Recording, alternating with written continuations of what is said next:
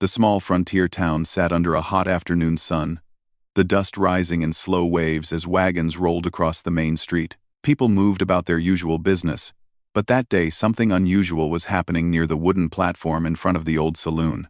A crowd had begun to gather, whispering to each other, unsure of what they were seeing.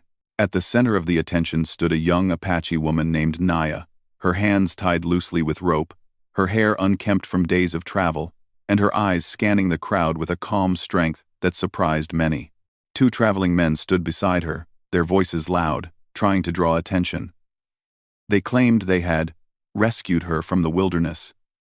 They claimed she had nowhere to go. They claimed they were simply giving the town an opportunity to take her in for work. But everyone could see something was wrong. Their tone was pushy. Their story kept changing. And they spoke about her as if she could not hear or understand them. Some townspeople looked uncomfortable but stayed quiet, unsure what to do. Others stepped closer only out of curiosity, whispering about how rare it was to see an Apache woman alone. Naya kept her chin raised, trying not to show the weakness she felt deep inside.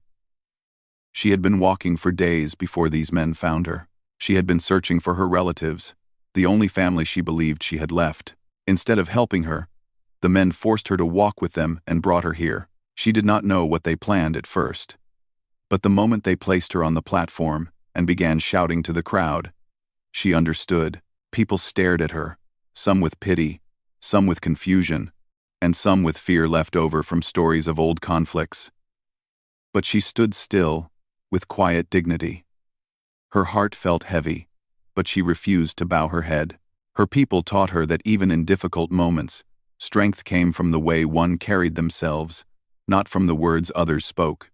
Among the crowd, a tall rancher stood near the back, watching with calm eyes. His name was Daniel Hayes, a man well known in the region, though not because he talked much. People called him the Silent Rancher, not out of mockery, but because he simply preferred listening over speaking.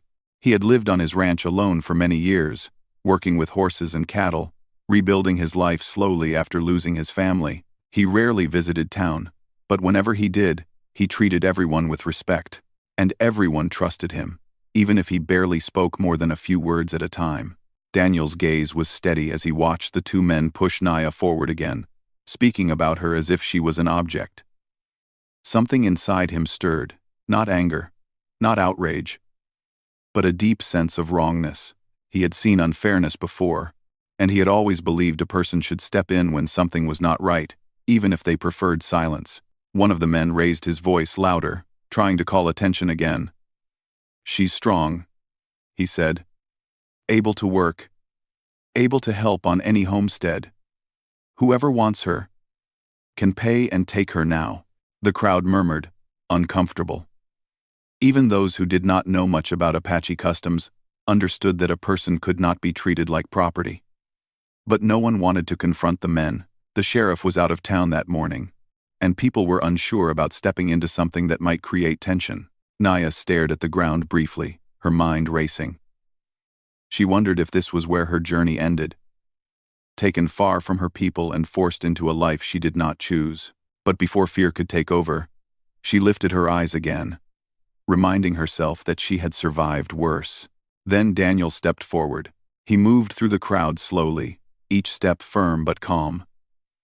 The townspeople glanced his way, surprised to see him taking interest in anything happening at the platform. The two men looked at him with quick smiles, thinking they had found a buyer. But Daniel did not speak to them at first. He only looked at Naya, trying to read her expression. She met his gaze, unsure of his intentions. His eyes were quiet, steady, not harsh or demanding. He did not look at her the way the two men did. He looked at her as if she mattered, as if she was a person. Finally, Daniel turned to the men. "How much?" he asked softly, his voice low but firm enough to silence the whispers around him. The men grinned greedily and named a price. Daniel did not argue. He reached into his coat, pulled out his money, and placed it on the table without hesitation. The men grabbed the money quickly, relieved to be leaving before anyone questioned their actions more. They untied Naya and hurried off the platform, disappearing down the road as fast as possible. The crowd stared at Daniel, still unsure of what he intended to do. They whispered again, wondering if he planned to take Naya to his ranch. Daniel ignored their speculation. He gently stepped toward Naya but kept a respectful distance, knowing she had been through enough. He did not touch her or pull her forward. Instead, he gave her space to breathe. "You're free from them now," he said quietly. Naya studied him, confused. His voice held no command. His eyes carried no force. She could tell he wasn't trying to claim her. He was offering her a choice, something she had not been given since the men captured her. She nodded slowly, cautious but willing to trust him. The townspeople expected Daniel to take her straight to his ranch, but instead, he walked with her down the main street toward the sheriff's office. People watched with widened eyes, not used to seeing someone take such an honest approach. Daniel knocked on the office door and guided Naya inside when the deputy opened it. "She's not property," Daniel explained in his quiet voice. "Those men shouldn't have brought her here. They claimed things they had no right to claim." The deputy, who respected Daniel's word, listened carefully. He looked at Naya with concern, trying to understand her situation. She didn't speak English well, but she spoke enough to explain that she had been separated from her family while traveling. She explained how she had been forced to walk with the men and had no idea where they were taking her. Daniel stood beside her, not close, not protective in an overbearing way, but supportive in a respectful way. He didn't try to speak for her. He didn't interrupt. He simply made sure she had someone in the room who believed her. The deputy agreed that what happened was wrong. He said the sheriff would return soon and begin an investigation. Naya would not be forced to go with anyone. She was free. For the first time since her capture, Naya felt the weight lift from her shoulders. She looked at Daniel with a mixture of relief and gratitude. She didn't know who he was or why he had stepped in, but she understood this much. He had given her back her voice. Daniel nodded at her gently, as if telling her she owed him nothing. But Naya knew this moment would stay with her forever. Her journey had taken a painful turn. But now, because of one quiet man who chose compassion over silence, she had a path again. Daniel stayed in the sheriff's office while Naya finished explaining what had happened to her. She spoke slowly, sometimes pausing to find the right English words, sometimes using gestures when she could not. The deputy listened with patience, writing down what he understood. Daniel stayed silent in the corner, not wanting to overwhelm her. He only stepped closer when she seemed unsure whether she should keep speaking. His presence gave her confidence, a quiet assurance that she was no longer alone. After a while, the deputy stood from his desk and said she was free to leave the office and rest somewhere safe. The sheriff would return later in the evening to begin looking for the men who had brought her to town. The deputy also said the town could offer temporary lodging. But Naya shook her head gently. She did not want to stay surrounded by strangers who stared at her out of curiosity. Daniel understood her hesitation without her needing to explain it. She looked toward him, as if asking what she should do next. He spoke softly, choosing his words with care. "You can come to my ranch," he said. "Not to work. Just to rest until you know where you want to go. No one will trouble you there." Naya studied his face, looking for any sign of hidden intention, but his expression remained calm and respectful. He kept distance, giving her space to decide freely. After a long moment, she nodded. Daniel thanked the deputy and walked out with Naya into the golden light of the late afternoon. The town was still buzzing with whispers. People stepped aside as they passed, trying to pretend they were not focused on the unusual sight of an Apache woman walking beside the silent rancher. Some neighbors gave Daniel questioning looks, but he didn't stop to explain anything. It wasn't their place to know, and it wasn't his habit to share more than necessary. When they reached the hitching post, Daniel prepared his horse. It was a calm chestnut gelding, used to Daniel's quiet ways. He looked from the horse to Naya, wondering if she was tired. "It's a long walk to the ranch," he said. "You can ride if you want." Naya hesitated. She had ridden horses before with her family, but she hadn't been on one since her separation. Still, she nodded again. Daniel helped her gently, not by grabbing her or lifting her, but by holding the saddle steady so she could mount on her own. Once she was settled, he walked beside the horse instead of climbing on. It seemed natural to him. He didn't want her to feel unsafe riding behind a stranger. The road out of town stretched wide and quiet. The wind carried warm air across the open fields, and the sky slowly changed colors as the sun sank lower. At first, they walked in silence. Naya felt tense, unsure how to start speaking with a man who barely spoke himself. But every time she looked down at him, walking beside the horse with slow, steady steps, she felt her shoulders relax just a little. Finally, she said in a soft voice, "Why did you help me?" Daniel looked up at her briefly.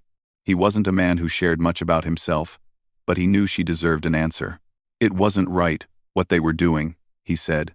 "Someone needed to stop it."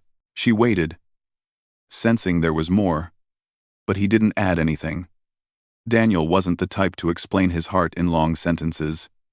But Naya understood something deeper. His actions spoke louder than any speech. The road grew quieter as they moved farther from town. Birds flew overhead, and the distant mountains glowed pink at their edges. Naya felt her fear slowly fading, replaced by a tired calm. She trusted the land more than the town, and the open fields felt closer to the life she knew. After nearly an hour, Daniel pointed toward a small wooden gate ahead. Beyond it, rolling fields of grass stretched toward a modest ranch house with a barn nearby. Horses grazed peacefully behind a simple fence. "That's my place," he said. When they reached the house, Daniel slowed down. He guided the horse to a shady area and helped Naya gently dismount. Again, he didn't touch her unless absolutely needed. And even then, he made sure she agreed before he offered a hand. She appreciated this more than she could express. The ranch house was simple but well kept. A gentle breeze moved through the open windows. It felt peaceful, far removed from the tension of town. Daniel opened the door and stepped aside. "You can stay here," he said quietly. "There's a spare room. You can rest. I'll bring you water and food." Naya stepped inside cautiously. The home smelled of wood and grain, clean and warm. She moved slowly, observing every corner before relaxing her shoulders. Daniel placed a clean cup of water on the table and set a fresh blanket near the bed. "I won't bother you," he added, sensing she needed reassurance. "If you need anything, you can call for me." He began to walk out of the room, giving her space. But before he stepped through the door, Naya spoke softly. "Thank you." He paused. The simple word meant more to him than she could know. He nodded once and left her to rest. As night settled, Naya sat by the small window, watching the sky fill with stars. She thought about her family, where they might be, whether they were still waiting for her. She wondered how long it would take for her to find them. For the first time since she had lost her way, she felt hope returning. Daniel's kindness had opened a path she thought had closed forever. Outside, Daniel worked quietly in the barn, brushing down his horse and checking the feed for the other animals. While he worked, his mind wandered back to Naya. He had lived alone for many years, avoiding unnecessary conflict, avoiding attention. Helping someone was not unusual for him, but taking someone into his home was something he hadn't done in a very long time. Yet he didn't regret it. He felt calm about his decision. Something about the way she carried herself, strong despite exhaustion, made him feel his choice had been the right one. When he finished his chores, he walked back to the house, taking slow steps so he wouldn't startle her. He checked the light under her door. He didn't want to disturb her, so he quietly placed a bowl of warm soup on a small table outside her room. Then he sat on the porch outside to think. The night was cool. The fields stretched far under the moonlight. Daniel leaned back in his chair and listened to the distant sounds of crickets. He didn't know what Naya's next steps would be. He didn't expect anything in return. All he knew was that she was safe for tonight, and that was enough. Inside the house, Naya eventually stepped out of her room and found the bowl of soup waiting for her. Her heart warmed at the sight. It had been a long time since anyone had cared for her without expecting something in exchange. She ate quietly, feeling her strength slowly return. She whispered a quiet prayer of gratitude to the spirits of her ancestors, hoping they would guide her toward her people. That night, she slept peacefully for the first time in many weeks. Daniel, watching the moon above the ranch, didn't know that this simple act of helping her would change both of their lives in ways neither could imagine yet. Morning light slowly filled the ranch house. Naya woke to the gentle warmth of sunlight touching her face. For a moment she did not move, unsure of where she was. Then she remembered the quiet rancher, the safe room, and the peaceful night she had finally slept. She sat up slowly, listening to the soft sounds outside. Horses walked somewhere in the distance, their hooves making steady rhythms on the dirt. Birds chirped in the trees nearby. Everything felt calm. She stepped into the main room quietly, unsure if Daniel was awake, but she found him already preparing a small breakfast on the wooden table. He looked up briefly when she entered, giving a quiet nod of greeting. He wasn't a man of many words, but his silence never felt cold. It felt mindful, as though he spoke only when necessary. "I made food," he said softly. "You can eat if you want." Naya nodded and sat down. The food was simple: warm bread, some berries, and a bit of honey.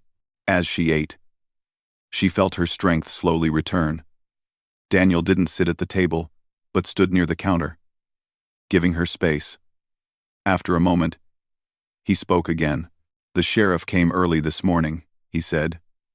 "He wants to talk to you." He brought someone who can understand some Apache words. Naya paused, surprised and relieved. She had struggled the day before to explain everything in broken English. Someone who understood her better would help. She nodded again. Daniel added, "We can go to town after breakfast, but only if you want." She appreciated that he always gave her a choice. Many people she had met in the past weeks had tried to decide things for her. Daniel always waited for her answer. She told him she was ready to go, and he prepared the horse again. This time he offered her two options: she could ride or they could walk together. She felt stronger today and chose to ride. Daniel walked beside her the same way as before, steady and patient. When they reached the town, people looked at them with open curiosity again. But their expressions were different now. Rumors had already spread about Daniel stepping in, about him going straight to the sheriff, about him not taking Naya as labor. The story had surprised the whole town. Many had expected Daniel would bring her to his ranch to work for him, but instead, he had simply given her safety and independence. This confused some people but earned quiet respect from others. At the sheriff's office, a translator waited, a middle-aged man who had lived near Apache communities and had picked up parts of the language. He greeted Naya politely and offered to help repeat her words clearly for the sheriff. For the first time since her capture, she felt she could express herself properly. She sat in front of the sheriff and told her story again, this time with more detail. She explained how she had been walking south to meet relatives when she injured her ankle near a rocky creek. She explained how the two men found her. At first, she thought they were offering help. Instead, they took her along without giving her any chance to leave. They didn't speak with kindness, and they kept her tied loosely, so she wouldn't run. They had not harmed her physically, but they had treated her like someone they could command. With the translator's help, the sheriff understood everything more clearly. He nodded slowly, angered by the men's behavior, but grateful she had found someone like Daniel. He said he would search for the men and question them. He also said Naya was free to stay in the region or travel wherever she wished. She was under no obligation to anyone. Daniel did not speak during the conversation. He stood quietly near the door, listening.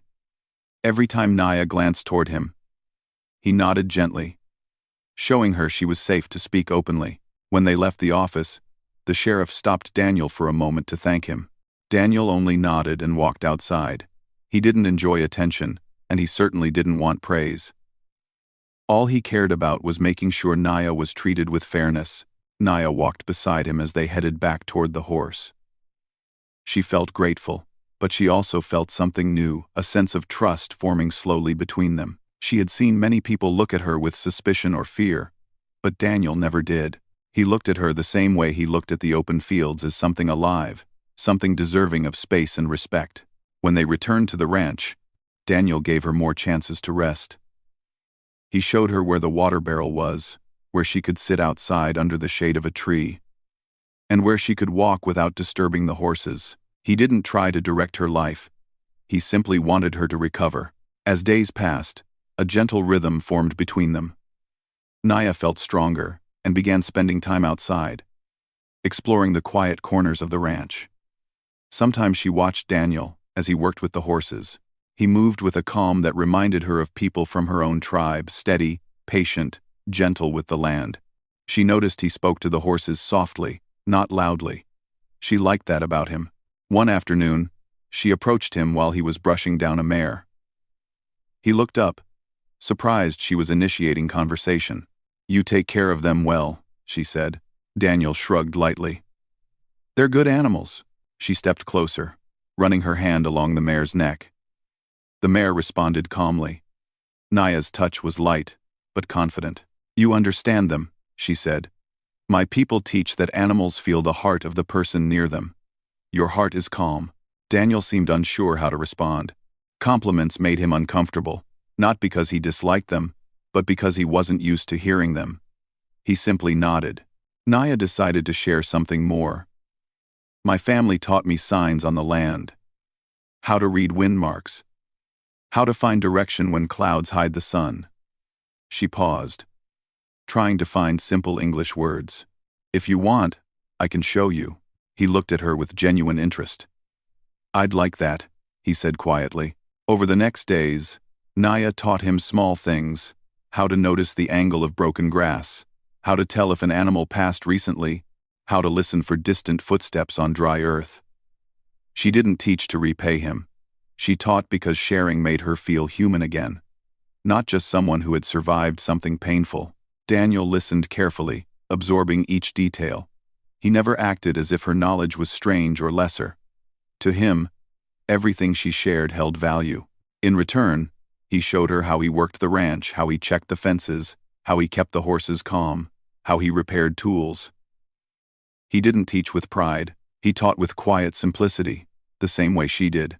Their days passed peacefully, creating a gentle bond between them, one built not on words but on respect. One evening, as the sun set behind the hills, a rider approached the ranch. Daniel stepped out first, his posture alert but not tense. The rider handed him a small note. Daniel read it slowly, then walked to Naya. "They found your relatives," he said softly. "They're camped several days south." Naya's heart stopped for a moment. Relief washed over her like cool rain. She placed a hand over her chest and exhaled shakily. Daniel added, "If you want, I can take you there when you're ready." She looked at him with gratitude that reached her eyes. She nodded, unable to speak for a moment. She had found safety here. She had found peace. But the chance to reunite with her family meant everything. And she knew she didn't have to walk the path alone. The next chapter of her journey was waiting, because Daniel had given her the strength to reach it. When Naya learned that her relatives were alive and camped several days to the south, she felt something inside her open, like a door she thought had been locked forever. For a long moment she simply stood there, holding the small paper Daniel had handed her, staring at the words even though she could not read all of them. It did not matter. She understood the meaning. Her family, her blood, her people were still somewhere in this world. She placed a hand over her chest and breathed deeply, trying to calm the sudden rush of emotion. Daniel watched quietly, giving her space as always. He did not speak until she looked up at him with eyes still shining. "You don't have to hurry," he said gently. "We can leave whenever you feel strong enough." Naya nodded. She felt ready, but she also knew the journey would not be simple. Her body had healed from exhaustion, but the road ahead might be long and unpredictable. Still, she felt something she had not felt in many weeks, hope strong enough to carry her forward. They agreed to leave the next morning. Daniel spent the evening preparing supplies. He packed water, dried food, a warm blanket, and tools for small repairs during travel. He checked the horse's saddle twice, making sure everything was secure. Naya helped where she could, folding cloths, checking water containers, and preparing small bundles of herbs she carried from her own traditions. Each time she added something to the supplies, Daniel accepted it with a quiet nod, respecting her knowledge. As the sky darkened, they both stepped outside to look at the fading light. The air felt cool. The first sign of night approaching. Naya stood beside him, not too close, but close enough that she felt safe. "You have given me more than safety," she said softly. "You gave me time to breathe again." Daniel did not know how to respond to such words. His heart tightened the way it sometimes did when he remembered people he had lost. But he managed a small nod. "I only wanted to do what was right." The next morning, they left at sunrise. The sky was still pale, the air crisp, and the fields covered with soft dew. Naya rode on the horse while Daniel walked beside her for the first miles, giving her a chance to adjust to the saddle again. After a while, when the road grew smoother, he finally mounted his own horse. They traveled side by side, moving at a steady pace. The journey took them through open plains, dry hills, and quiet stretches of land that seemed untouched by anyone. Sometimes Naya pointed out signs on the ground, broken twigs that indicated passing animals, footprints half hidden in dirt, patterns in the grass that revealed wind direction. Daniel listened carefully, grateful for everything she shared. In return, he showed her shortcuts through certain paths, places where water flowed from hidden springs, and how to read the sky for weather changes. During the first night, they camped near a small creek. Daniel gathered firewood, and Naya prepared a simple meal. They ate in silence, but it was a comfortable silence. The firelight reflected gently in their eyes, making the night feel warmer. At one moment, Naya spoke softly, almost as if she were speaking to the fire itself. "I did not think I would ever see my people again." Daniel looked at her with quiet sincerity. "You're close now," he said. "Just a few more days." She nodded, appreciating his encouragement. The night passed peacefully, with stars scattered high above like small lanterns. Naya found comfort in the sky because her people believed that ancestors watched from the stars. Tonight, she felt them watching her with pride. The second day of travel brought stronger winds. Dust rose in swirling circles around the horse's feet. Naya held her hair back as the wind tried to push it across her face. Daniel rode beside her, scanning the horizon to make sure they stayed on the right path. When the wind finally eased, they rested in the shade of a tall rock formation. Naya sat on a flat stone, sipping water while Daniel checked the horse's hooves. After a while, she said, "Your land. It is quiet, but strong. It reminds me of parts of my home." Daniel looked up. "I think we both like quiet places." She smiled gently. Quiet places let the heart speak.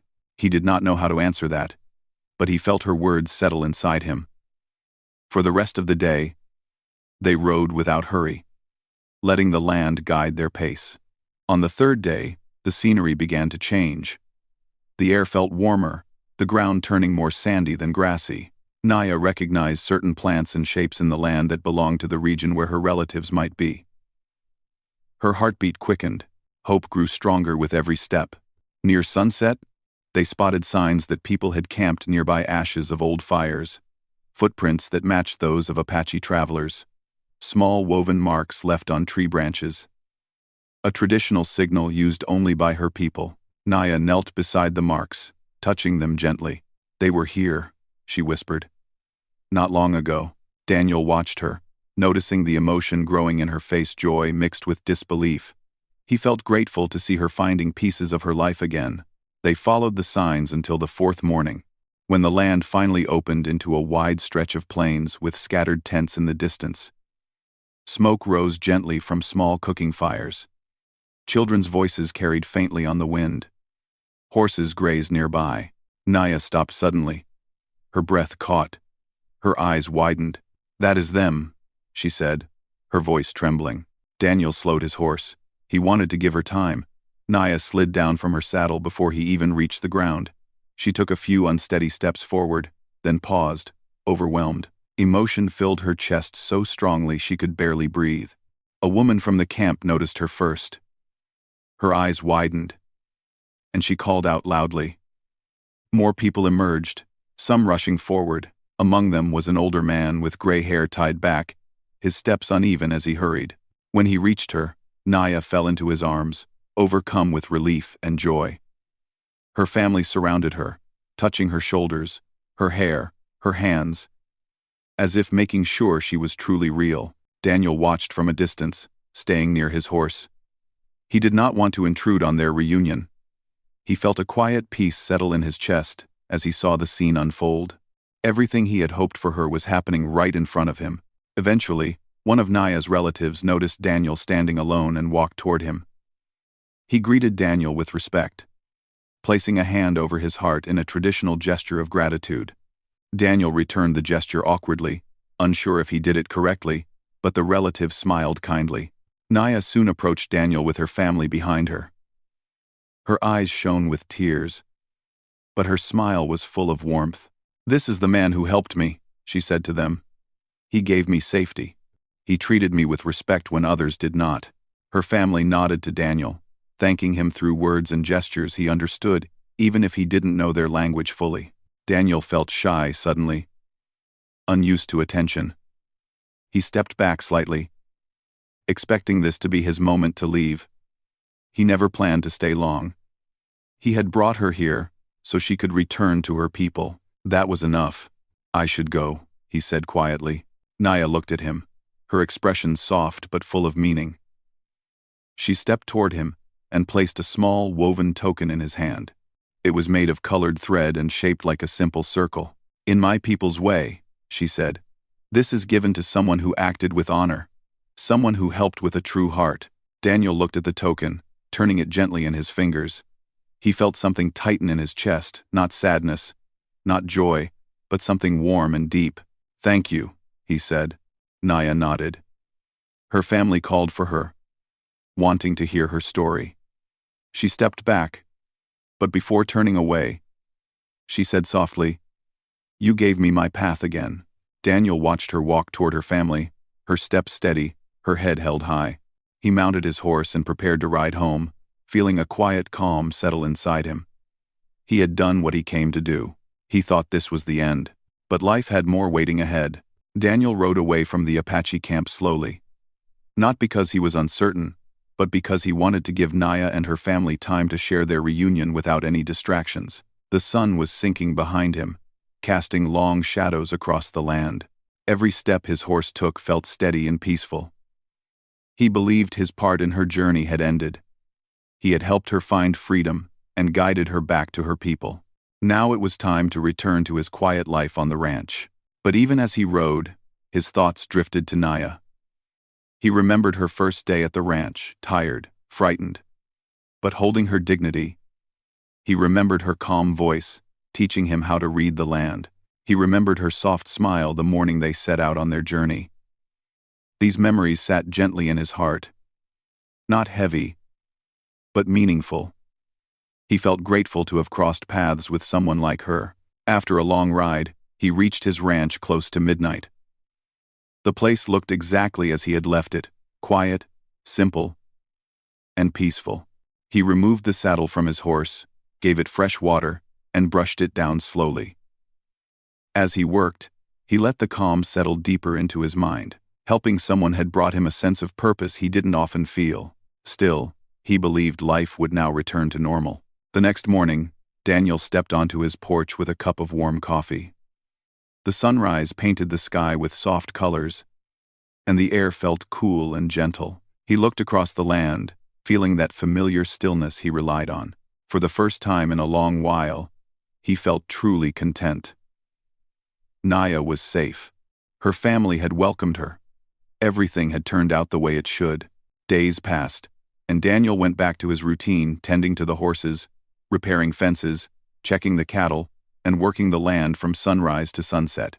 His life moved smoothly, but there was a quiet newness inside him, a memory he carried with him through each task. Sometimes he found himself glancing toward the southern hills, wondering how Naya was doing, hoping she had found joy in being with her people again. He did not expect to see her again. He never told himself that she would visit. Yet every evening, as he sat on the porch watching the sky change colors, he found his mind drifting back to her calm voice and clear eyes. He would take a slow breath, and remind himself that it was enough to know she was safe and surrounded by her family. But life has a way of surprising those who expect nothing. Nearly a month after he had returned home, Daniel heard hooves approaching in the distance. He set down his tools and stepped outside, shading his eyes from the bright afternoon sun. A small group of riders was coming toward the ranch. Their horses moved in a steady, respectful pace. Even from far away, Daniel could see the distinct style of their clothing. They were Apache. His heart gave a small, unexpected jump. As the riders approached, he recognized Naya among them. She sat tall on her horse, dressed in her traditional clothing, her hair braided with care. Her eyes found Daniel instantly, and she smiled a smile full of warmth, gratitude, and quiet joy. Behind her rode two older relatives and a younger rider who seemed curious about everything around him. Daniel stood still for a moment, surprised.